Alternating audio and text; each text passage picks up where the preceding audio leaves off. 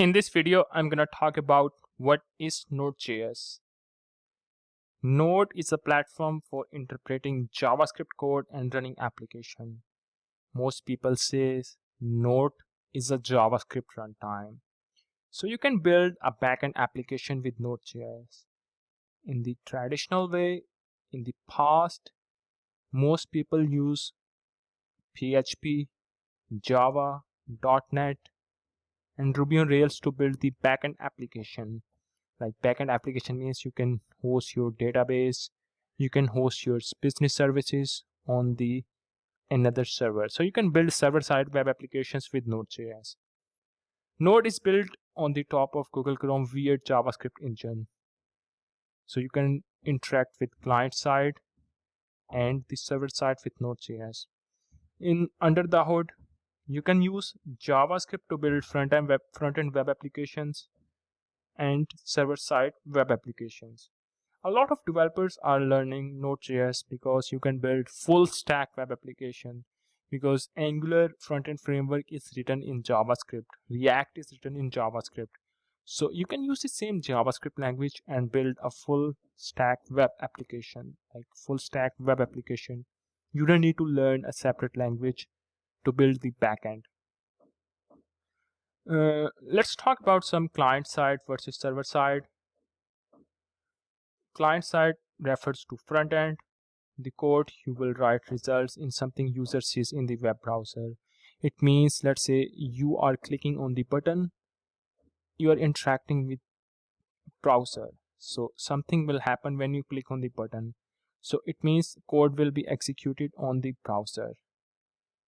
On the server side, it refers to application logic, like how you will store the data in the database, what database are you going to use, stuff like that.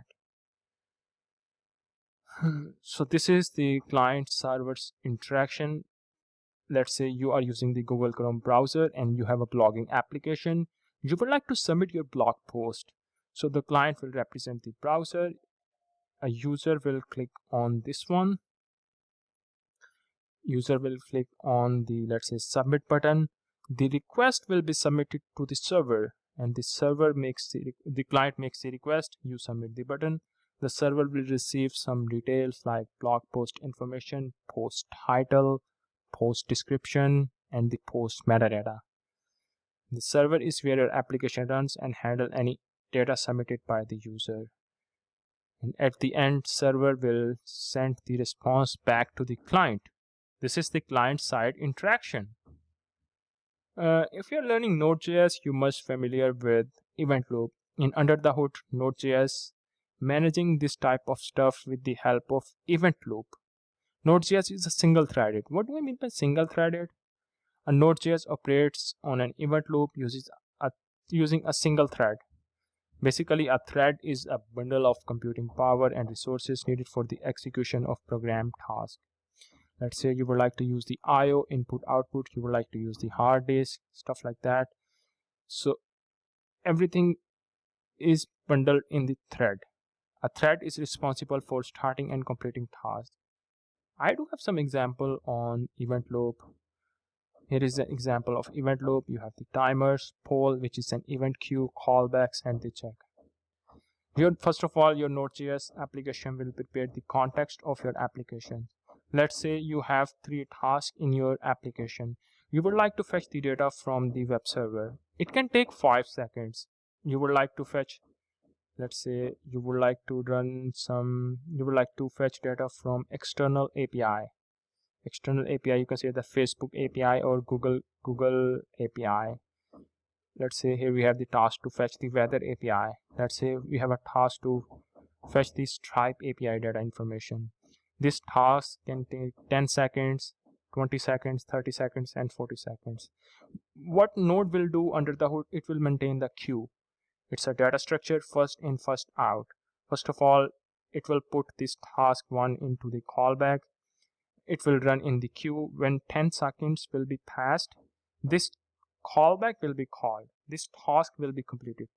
After 20 seconds, if 20 seconds will be passed, this task will be completed. The callback of this task will be called. Don't worry, I'll talk more about the callbacks in the later videos. But under the hood, Node maintaining the event loop, and it is following the queue structure, first in, first out. When the time will be passed, like the time had this task can take 10 seconds. When 10 seconds will be passed, the callback of this task will be completed. At the end, near the end of operation specified to run, immediately run here, and task set in time interval or timeout will be evaluated at this stage. I do have some example on event loop in our real life example application. Let's say you can think of event loop as an office manager. Office manager role is to handle incoming messages, job assignment, and office related tasks. The office manager could have a long list of tasks like incoming messages, job assignments, all these tasks included in this list. So it depends on the office manager. It can delegate this task to some other operation managers, some operational guys. It can delegate that. If you're setting up the party and the phone rings, for example, she can stop setting up to the answer the call. In this way, event loop works the same way. She can answer the call and transfer the caller to another employee so that she can go back to the decorating. So why should learn Node? Because everybody is using JavaScript to build web application. You can build front end and the back end with the help of same language. Node is perfect for real-time web application. Let's say your application needs a chat application, chat functionality. You would like to implement real-time chat.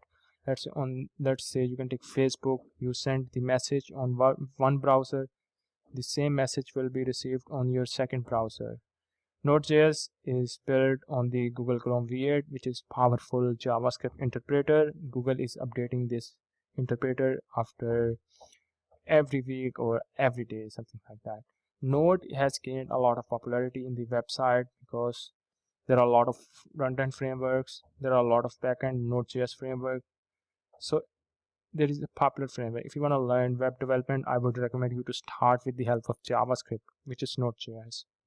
In the next video, we will set up or configure Node.js development environment.